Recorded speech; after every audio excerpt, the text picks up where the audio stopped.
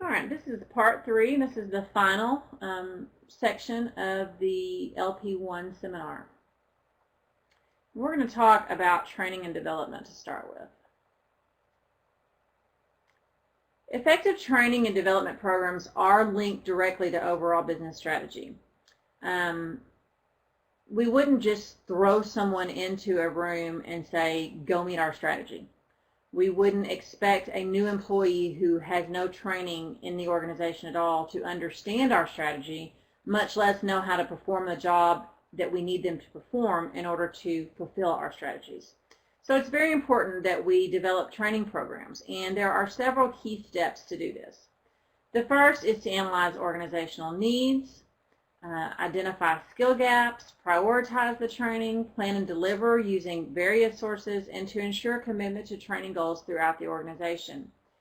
Every organization has different training needs, and they are very unique based on what the organization does and what competencies they already have and where they're lacking. So you really have to have a strong understanding of all of these visions and these missions and what the strategies are in order to really know what the organization needs. And part of what HR does is they fill the gaps.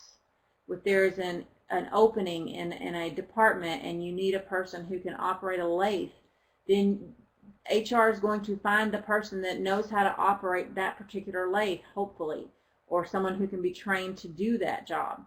And so you need to really know what you have. A good coach on an athletic team, I played basketball in high school, and my coach knew when to send us in and when to sit us down. And he knew that based on what skills we had. If we were playing a team that was very, very fast, he was not going to put someone like me maybe in who was a little bit slower. He was going to put someone who could move up and down the court a little faster than others. If he needed someone in who could block a lot of shots and get a lot of rebounds, well, I was your girl for that because I'm tall. And so you really have to know the skill set of the people you have in order to see what you need. And it's very important that HR be involved in that process. That way you can prioritize the training that you need. If you need a person who can operate a certain piece of equipment and you know that gap is not there, well, is that a critical thing that has to happen today, or can that happen 2 months from now or 6 months from now? You really have to know what has to happen immediately in order to meet immediate goals and what can happen later on in order to meet longer term goals. There are so many different resources available for training that this is a big part of what HR does now, is training and developing employees, and it can be done face-to-face, it can be done using job shadowing, it can be done using on-the-job training, it can be done using computers, you can bring in outside trainers, you can send people off to seminars. There are so many different ways that training is available. And unfortunately, a lot of times we tend to dispense with training during tough economic times. We just say, well, we don't have the money to spend on developing our employees. And I understand why that happens, but it's really a bad place to cut the budget, because you are kind of cutting off your nose to spite your face when you stop training, especially in our rapidly changing environment. And training has to have buy-in from every level of the organization. I've heard so many times that supervisors will say, oh, this is such a waste of time. I don't have time to send my people to training. I need them here doing their jobs. And they're really not valuing what the added development can do for their employees. And you really need buy-in, and it needs to start at the very top levels and go all the way through the organization. And that's part of your organizational culture that really has to come from the top down.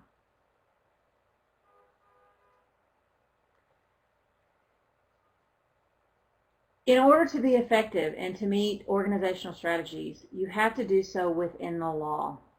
Now, there are so many laws that HR deals with. I've listed a few of them here. When you're talking about EEO laws specifically, You're talking typically about Title VII of the Civil Rights Act of 1964, and this is just prohibiting discrimination on the basis of age, disability, national origin, sex,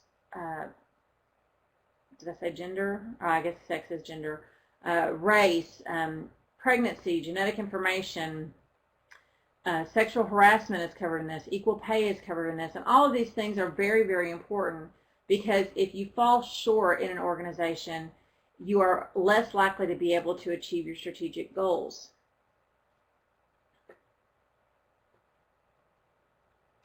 Get my mouse to move over here. Businesses can't effectively work towards organizational strategies if they're not in compliance with the law. These violations of EEO are very expensive. If you're found to have violated equal pay laws, or you're found to be allowing sexual harassment or in discriminating against someone because of their age, these things are very expensive monetarily. They're horrible on your employee morale, and most companies don't want that kind of thing put in the newspaper about them or on the internet about them. It's embarrassing. It can cause you to lose customers. It can cause people not to want to come to work for you. If you're known as an organization that's discriminatory, it's harder for you to get good help.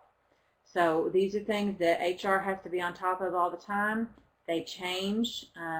Little nuances of them change on a regular basis, so it's very important that HR stay on top of these things.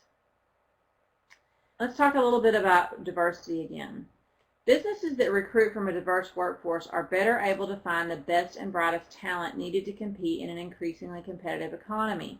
By bringing together our different backgrounds, skills, and experiences, businesses are better able to breed the type of innovative and creative solutions needed to succeed in an increasingly competitive economy. I've seen this in the workplace. I've seen it in the classroom. Those organizations that really embrace diversity and really work towards valuing diversity tend to have truly innovative things going on in their organizations. And it's because they understand that we come from all walks of life and everyone has something to add to the team. And you might as well embrace diversity because it's not going away. And the more diverse your organization is, the better chance you have of having a diverse customer base and a diverse supplier base, and being able to really solve organizational problems in ways maybe that you hadn't considered in the past. All right, let's talk about some levels of business strategy, kind of changing scope here for just a minute. There are basically three different levels of business strategy, and they are corporate level strategy, business level strategy, and functional level strategy. And I have some quotations here. Corporate level strategy specifies actions a firm takes to gain a competitive advantage by selecting and managing a group of different businesses competing in different product markets. So if you want to have an idea of an example of this, take Coca-Cola for instance. They have several different products that they manufacture. They have water that they manufacture, that they bottle. They have Coke, they have Diet Coke, they have Sprite, I think they have A&W root beer. These are all different businesses and they're competing in different product markets. Coke is a competitor for all other soft drinks, but it's also a specific competitor against Pepsi. Not so much against Dr. Pepper, because Dr. Pepper is a lot different than Coke or Pepsi, but Coke and Pepsi are very similar. So you have a little bit of difference there. A business level strategy is an integrated and coordinated set of commitments and actions the firm uses to gain a competitive advantage by exploiting core competencies in specific product markets. Going back to my Cheesecake Factory example, if I wanted to only sell cheesecakes that were made from organic ingredients, that would be a competitive advantage. And I would exploit that core competency by advertising that, because that is going to appeal to a certain product market. And then a functional level strategy, that's a strategy for a unit that performs a particular function for a business unit. That's marketing, that's human resources, that's finance, these different types of activities that support the overall strategy, but they're a particular function of that business unit. HR activities should be related to strategic organizational goals at the highest level. You must understand the vision and mission of the whole organization. The importance of communication cannot be overstated. It is probably the most critical skill an HR professional can have is good communication and being able to communicate throughout all levels of an organization. And a good HR person, a good HR professional uses metrics to show how HR contributes to organizational goals. And we'll be getting into HR metrics in depth later on throughout the course. That is the end of part 3. Y'all have a great week. And don't forget to do the assessment.